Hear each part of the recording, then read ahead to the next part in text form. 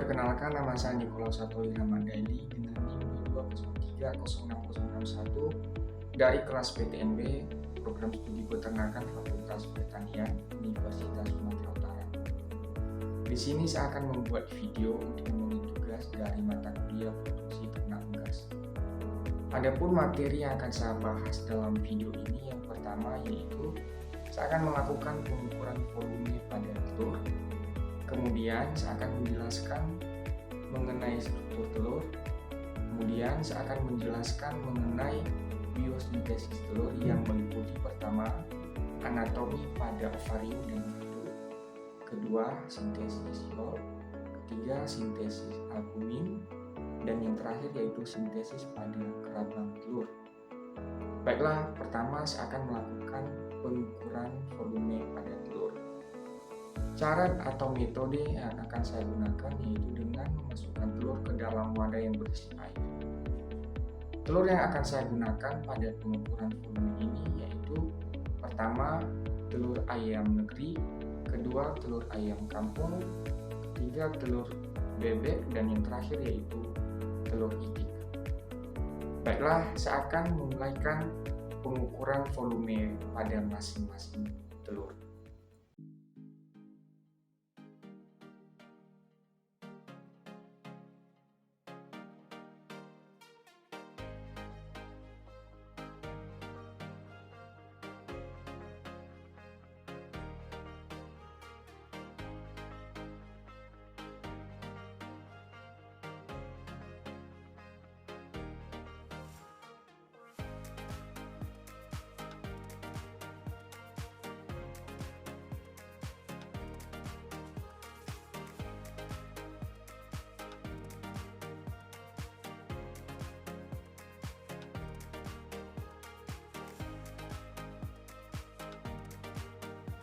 Baiklah, dari hasil pengukuran yang telah saya dapatkan yaitu pertama ukuran dari telur ayam negeri yaitu dengan 37 mili, kemudian telur ayam kampung yaitu 38 mili, kemudian telur bebek yaitu 49 mili, dan yang terakhir yaitu telur itik dengan 7 mili.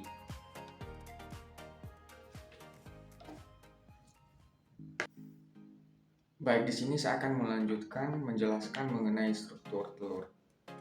Pertama ada kerabang.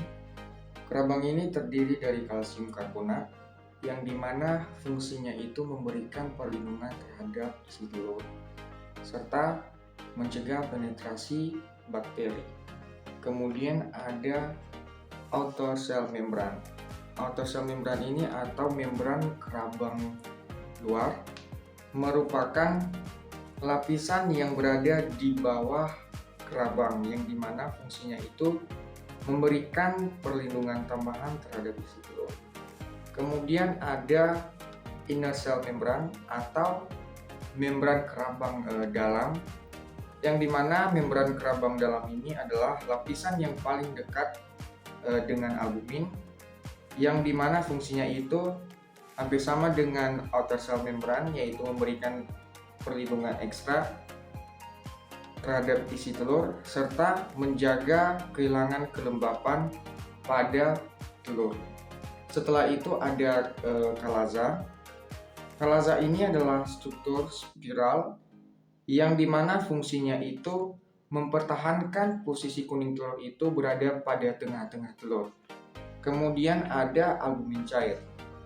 Albumin cair ini adalah bagian dari putih telur yang berbentuk cair, yang dimana fungsinya itu memberikan nutrisi kepada embrio serta melindungi kuning telur. Kemudian ada albumin kental. Albumin kental ini adalah bagian dari putih telur yang berbentuk kental, yang dimana fungsinya itu memberikan perlindungan terhadap kuning telur. Kemudian ada membran vitelin. Membran vitelin ini adalah lapisan yang melindungi kuning telur. Kemudian ada letebra. Letebra adalah struktur kecil yang berada pada kuning telur Vertebra ini mengandung sel-sel yang masih belum dibuahi. Vertebra ini juga berfungsi sebagai tempat pembuahan. Kemudian ada diskus germinalis. Diskus germinalis ini adalah lapisan atau struktur kecil pada kuning telur yang fungsinya itu hampir sama dengan vertebra, di mana fungsinya itu juga sebagai tempat pembuahan. Kemudian ada dark yolk layer dan light yolk layer. Kedua lapisan ini memiliki bagian yang berbeda, di mana dark yolk layer ini dekat dengan vitamin, sedangkan kalau light yolk layer ini dekat pada tengah-tengah kuning telur. Kemudian ada lapisan caliciferous. Lapisan caliciferous ini adalah bagian dari albumin yang mengandung kalaza, di mana fungsinya itu memberikan dukungan struktural, yaitu menjaga posisi kuning telur agar tidak bergerak bebas. Kemudian ada kalaza. Kemudian ada rongga udara, di mana rongga udara ini merupakan bagian rongga udara pada telur yang dimana fungsinya itu menyediakan oksigen kepada embrio sebelum telur ditetaskan. Kemudian ada kutikula. Kutikula ini adalah bagian lapisan yang dimana fungsinya itu memberikan perlindungan terhadap si telur serta mencegah terhadap kontaminasi dari bakteri.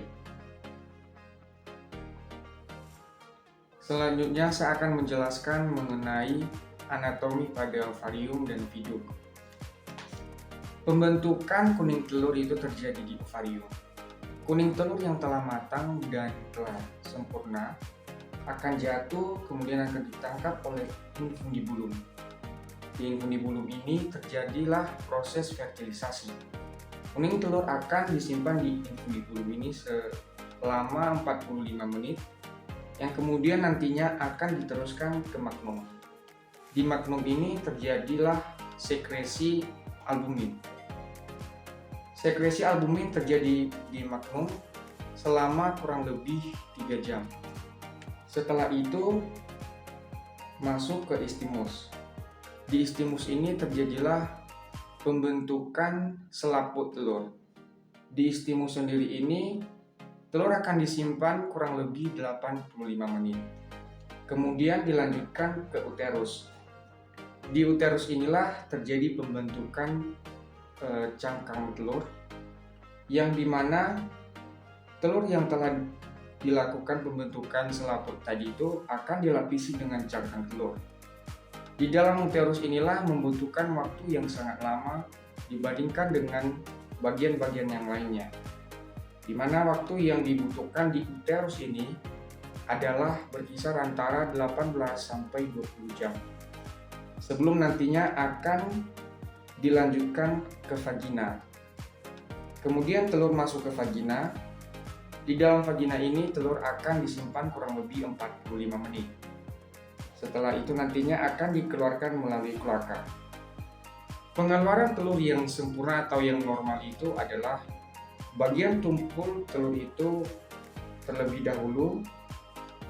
Kemudian telur akan diputar dengan arah horizontal 180 derajat yang kemudian nantinya akan dikeluarkan melalui kloaka.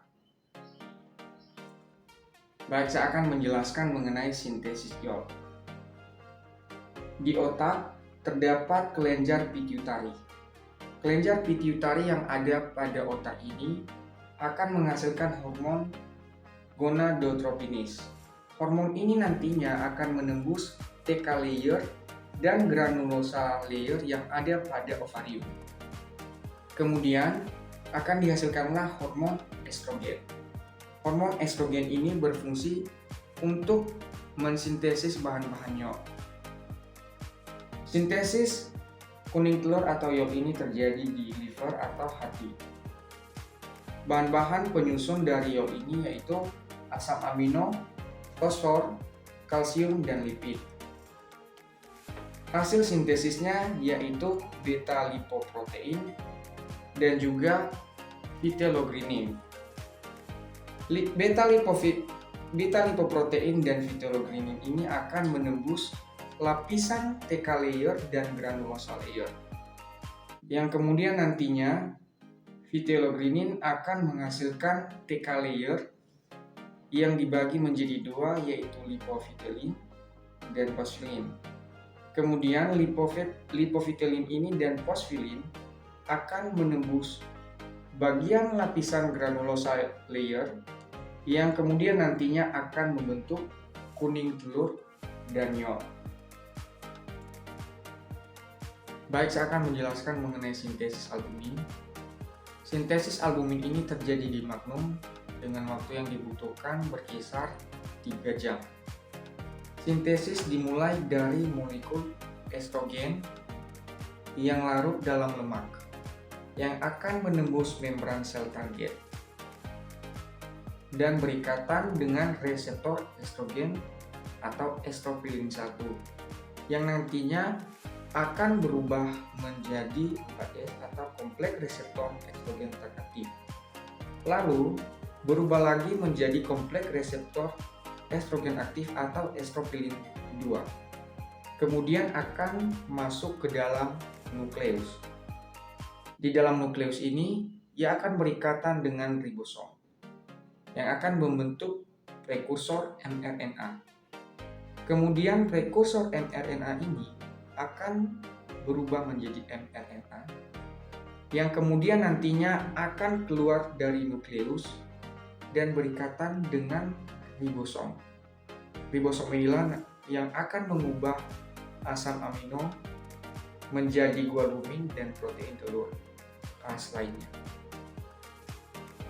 Baik, yang terakhir saya akan menjelaskan mengenai sintesis kerabang telur. Sintesis kerabang telur ini terjadi di uterus yang membutuhkan waktu kurang lebih 3 jam.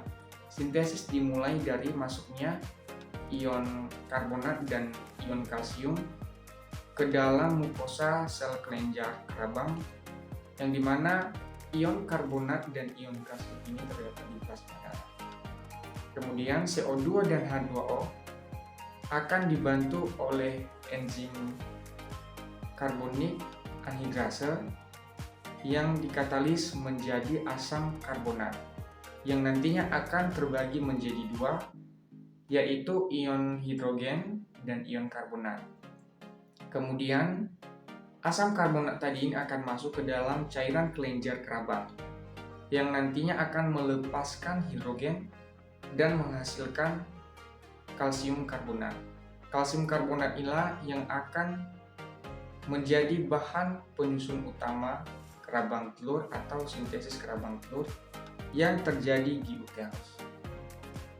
Demikian penjelasan materi dari saya. Jika seandainya ada kesalahan dalam tutur kata, mohon maaf. Akhir kata saya ucapkan terima kasih.